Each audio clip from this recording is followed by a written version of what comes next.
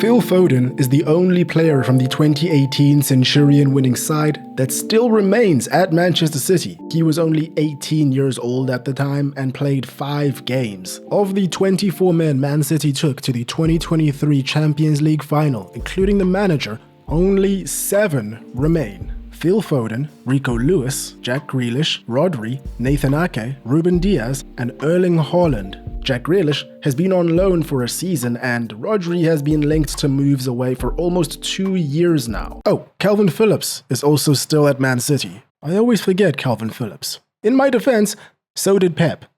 Not in Pep's defense, he never played there.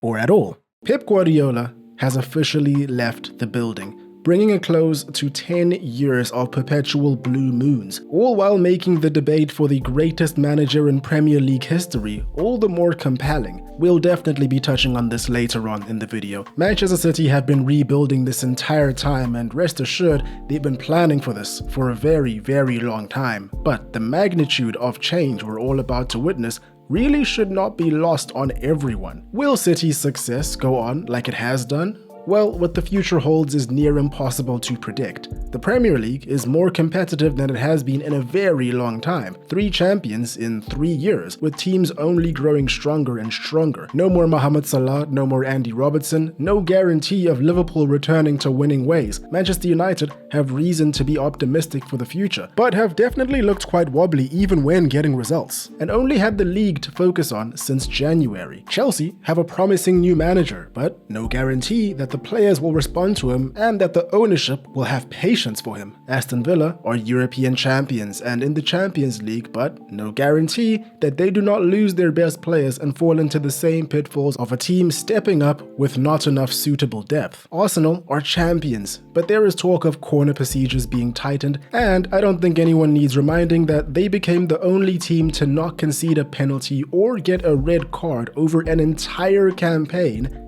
in Premier League history. No guarantee that this will happen again. Spurs somehow survived. Long story short, no guarantee of anything. Right now, to me, it feels like we're at a real tipping point. Hello everyone, hope you're doing well. Welcome back, I'm Tinashe. I really do mean it when I say that I think that we're at a tipping point right now. Looking at Bernardo Silva's face as he took to the field and then got his guard of honor did something to me. You can dislike the player all you want, but he was there since the very beginning of all of this domination. Signed at the start of the Centurion season and is now leaving a legend. Maybe I'm wrong in saying this, but City fans, you can correct me if that is true, but I feel like he's probably just as deserving of a statue or some sort of commemoration as Sergio Aguero, David Silva, Vincent Kompany. He only played less than 33 games in a league campaign once in 9 years. He played in every position asked of him and had a 10 out of 10 performance every time City played Liverpool. John Stones is leaving too, yet another crucial player for City during this entire period. Here's a piece of trivia for you. Silva arrived a year after Stones, but has almost double the games as him in a City shirt. We look forward now and should expect the Enzo Maresca announcement anytime now. But we should also expect something else. The sponsor of today's video. I have to keep the lights on, guys. Once again, the World Cup is here. Almost. But you know what that means, right? Friends, family, goals, good times. But it also means data brokers, trackers, bad times. Most of us are going to be streaming the games online, and while we watch them, a third party watches all of us, quietly taking notes on all of our habits. And that's where today's sponsor, Proton VPN, comes in. Proton VPN hides your real IP address so the data brokers don't get a free seat to the match that is your life. They operate on a strict no-log policy, which means nothing is stored, so nothing is sold. The whole thing is open source and independently audited, which is a lot rarer in this industry than it should be. And because Proton is based in Switzerland, your activity sits behind some of the strongest privacy laws on the planet. If all that sounds good to you, you can get up to 70% off on an exclusive World Cup offer by clicking the link in the description. Thanks again to Proton VPN for sponsoring this video. Let's get back to it. When it comes to Enzo Maresca, after everything that we know now, it seems like it was just the most obvious thing ever that he would go off to Man City, right? After vaguely claiming that nobody at Chelsea supported him, whether that's true or not, and then refusing to do his post-match press conference duties with Chelsea, Chelsea fans were met with a New Year's sacking. Or was it a sacking? Did he quit? One thing led to the other. He left. But it does seem like whatever happened was definitely by design. It's very unlikely that City lose Guardiola after 10 years and all of a sudden Enzo Maresca is tipped as his replacement. Reports of Guardiola being on his way out of Man City have been very strong since, I would say, early 2024. In fact, I distinctly remember in late 2024 when he signed his extension leading up to, I think it was 2027, a 2-year extension, that most people were shocked. But, knowing what we know now, they knew. I mean, everyone knew that Guardiola was not going to fulfill that full 2 years. From this perspective, if I were Chelsea, I'd be mad too. They claim that this episode disrupted their season, leading to LinkedIn Liam and all that came with that. From reports, it seems that they are also well within their rights to demand a large compensation package from Manchester City for all of this. Although I don't think City will have too much of a problem paying the cost of doing business. Okay, let's take a quick break. Let's play a game. Which is Maresca? Which is Guardiola? I'll give you a second. Did you get it? Enzo Maresca was part of the backroom staff when Man City won the treble in 2023. He knows how City wants to play. In fact, he's a fan of positional play, short passes to beat the press, inverted fullbacks, triangles, and much more. We've seen this when it works at its best with his Chelsea side. A certain demolition of Barcelona comes to mind, as does a surprising demolition of PSG in the Club World Cup. I think I'll save my thoughts on how I think Maresca might do in the new season for after the World Cup and after all the signings are made and all the rumors are squashed and we know what we're working with. The reason being that this City, even before the announcement that Guardiola was leaving, is still a side in transition. Over the last 2 years, we've seen a lot of departures from the City that all of us, have seen that devastated everyone for the majority of the Guardiola era. Doku, Semenyo, Cherki, all of whom are direct flair-type players, are just one example of the type of player Guardiola usually shied away from. Another thing to think about that I don't think a lot of people are considering too deeply is the fact that what made this City side so unstoppable in the past was the roots and just the foundation that was built so early on. As I said at the start, key figures are gone. If you watched this City side early on and paid attention to the comings and goings before Guardiola even won his first title in 2018, you'll know that the Centurion side was being intentionally built up for at least 2 years before Guardiola even arrived at Manchester City. I go into more detail about this in the Centurion video I put out about a month ago, but long story short, there are a lot of stories that suggest things like Guardiola blocking Kevin De Bruyne's move to Bayern Munich when Guardiola was the Bayern Munich manager, knowing that the only other team that was really in for him at the time was Manchester City.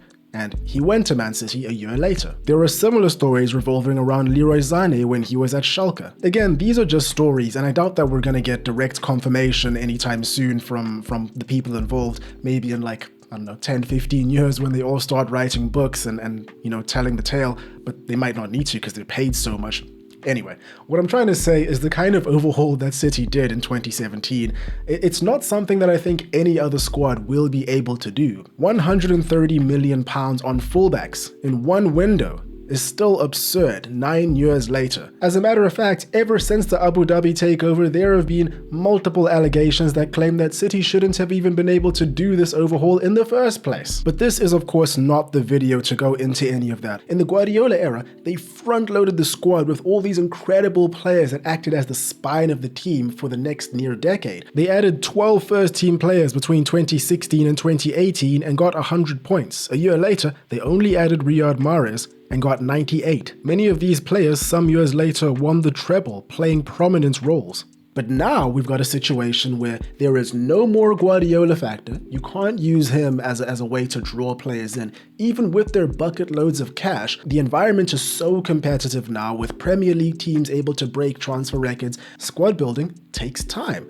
You buy 3-4 players now, and then you kind of slowly increment it as you go along. But in a lot of cases, by the time you get, 5 years into it, the players that you bought 5 years ago might be aging out or might not be as good anymore. So then the process is it just keeps folding in on itself. The point is that it is near impossible to estimate how the Maresca era will actually play out both on and off the pitch. Guardiola was already in conversations for best manager of all time before going to Manchester City. You'd imagine that the trust and allowances that Pep was afforded won't really hold true for Maresca. Sure, if Maresca claims that the team needs more seniority or centre-backs, you think City would be more likely to oblige. But to what extent will they actually trust his judgment? Some food for thought. To wrap this one up, I want to spend a bit of time talking about legacy. So Guardiola may not have been able to bring his time with City to a close with a winning mic drop in the league, but a cup double isn't too bad at all. I will, of course, at some point be doing a much more detailed look at each of the 3 teams that Guardiola built while he was Man City manager, much like the Centurion video that I mentioned earlier on, but again, only expect one of those after the World Cup, probably sometime after them. But for now, we can just zoom out and take a look at all of it. 6 Premier Leagues, 3 FA Cups, 5 League Cups, 1 Champions League, and much, much more.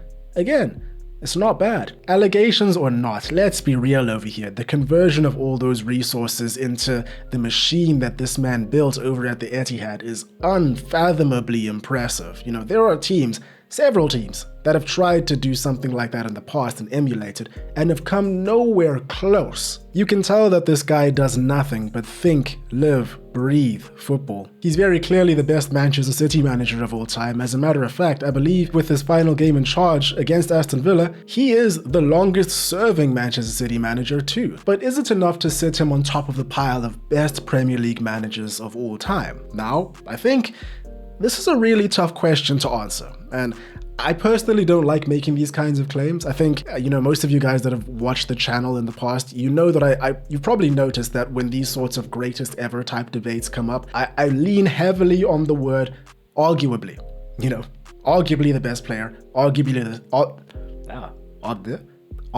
this, arguably that. And again, I use that word because you could argue for Arsene Wenger, Sir Alex Ferguson, and Pep Guardiola. You could very easily throw Jose Mourinho in there, maybe even Jurgen Klopp. There are reasons for both, but I think that the first 3 are just tiers above for a lot of reasons. And that's just personal opinion. Great can mean a lot of different things, and if you come up against somebody who's able to argue that their version of the word great is a little bit more convincing than yours, the conversation can go anywhere. And I was lucky enough to watch all of these managers doing their thing in the league, and I can recognize that each of them has a characteristic that you could heavily argue for. Arsene Wenger for innovating in a way that nobody saw coming, professionalizing Arsenal, the first non-British manager to win the league while playing a big role in opening the gates to foreign players en masse and gaining international fans, then maintaining elite status for over a decade despite the fact that Arsenal had no money and became a selling club. Ferguson for his man management, longevity, being the most successful manager in terms of trophy count, and overall business acumen, apart from the horse, that may not have been the best move. Next we have Guardiola for his obsessiveness and innovation, apart from also winning everything and being the only other manager to win a treble in English football. Nobody in most of our lifetimes has changed the meta of football as much as Pep Guardiola,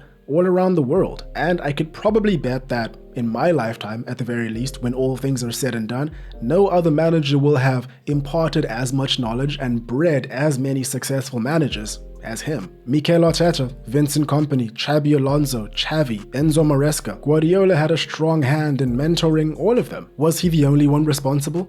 Obviously not, but we can see a lot of Guardiola's style in these managers, and I mention all these guys because they are winners. Currently, right now, in the last 2 years, all of them have won major silverware. I think it's quite obvious, or quite likely rather, that Guardiola's one-on-one work with all these guys when he was mentoring them is more detailed than anything else out there. Again, I say each of these coaches have a characteristic or feat that can be argued changed the game. My personal bias will always be Sir Alex Ferguson. I'm a Manchester United fan.